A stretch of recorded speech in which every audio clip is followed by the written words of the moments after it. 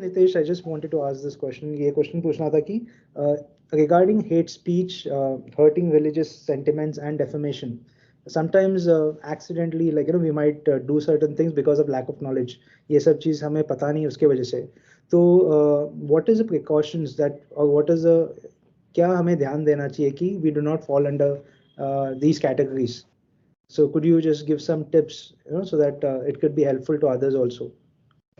सबसे पहली बात आपने एक वर्ड यूज किया lack of knowledge. I do want to tell you, मैं ये बात जरूर बताना चाहूंगा कि आप कोई भी गलती करके ये नहीं बोल सकते, कोई भी मतलब any type of legal error you do, उसके बाद आप ये नहीं बोल सकते कि मुझे पता नहीं था.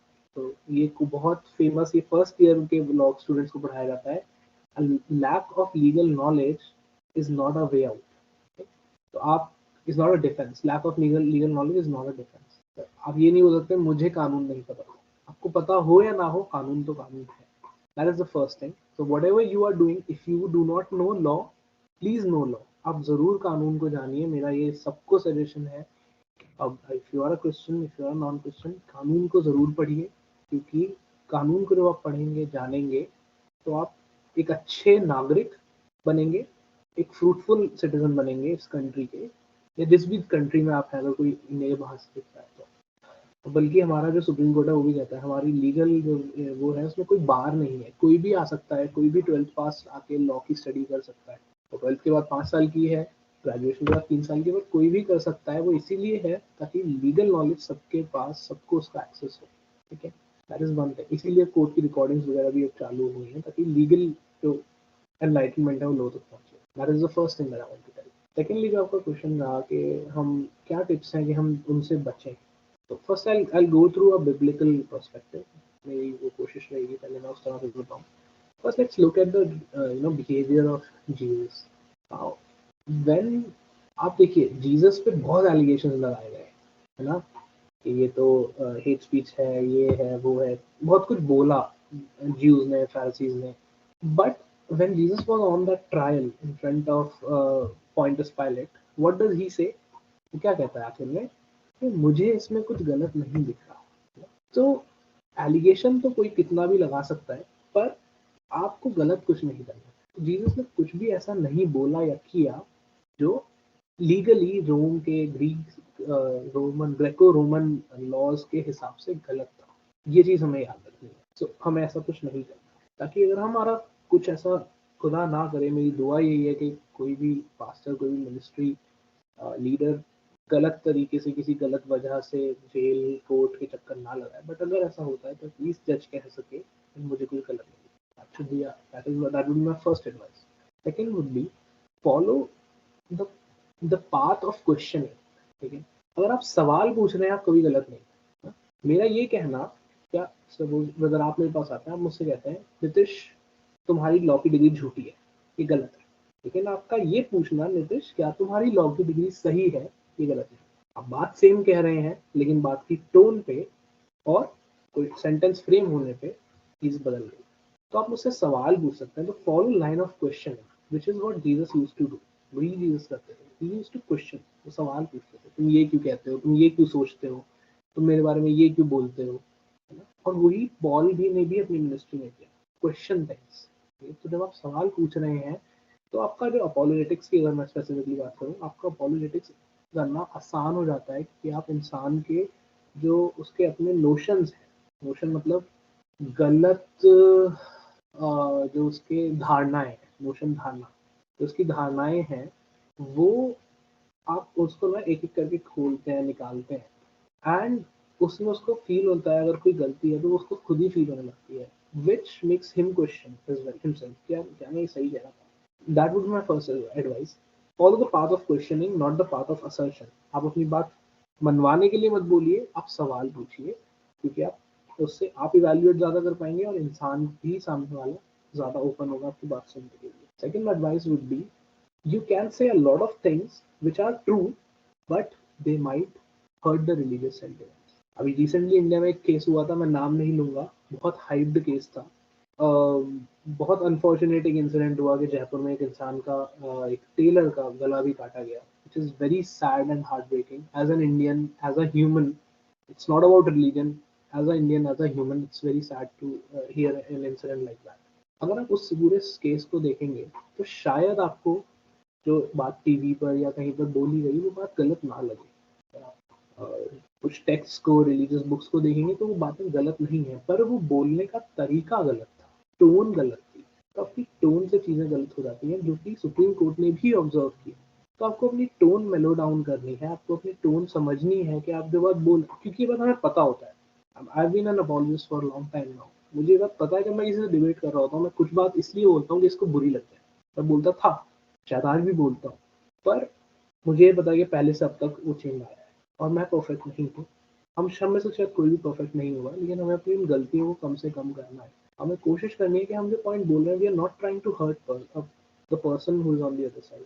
हमें ये देखना है कि ये इंसान जो हमसे सवाल पूछ रहा है, हम उसे एक नेगेटिव नजर से देखने लगता है, यार ये सवाल क्यों पूछ रहा है। हमें एक बात समझनी है, बाइबल से Jesus said, know the truth and the truth shall set you free. सच्चाई को जानो और सच्चाई तुम्हें आज़ादी देगी। मैं खुद ट्रांसलेट कर रहा हूँ, मुझे इंग्लिश में तो याद है। तो हमें वो बात समझनी है, हमें सच्चाई पता है।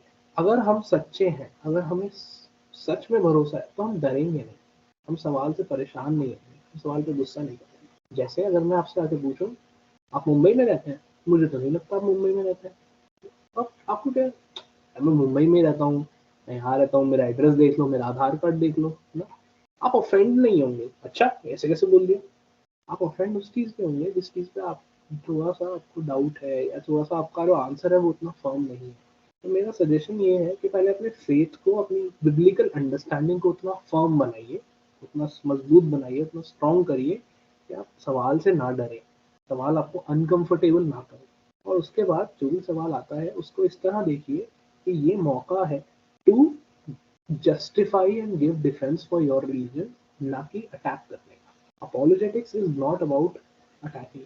गैरी हैबरमैस ने अपने एक लेक्चर में ये बात बोली थी, which has remained with me. He said, Christian apologetics is the only apologetics which works in the defensive sense. कि हम अपने आप को सही साबित करते हैं, जस्टिफाई करते हैं, डिफेंड करते हैं। बाकी रिलीजन क्या करते हैं, तुम ये करते हो, तुम वो करते हो, they are offensive, they attack on us. We don't attack them, we don't go attacking them, we go speaking about truth. So these will be my suggestions. I'll repeat them. Number one, be of first, no law.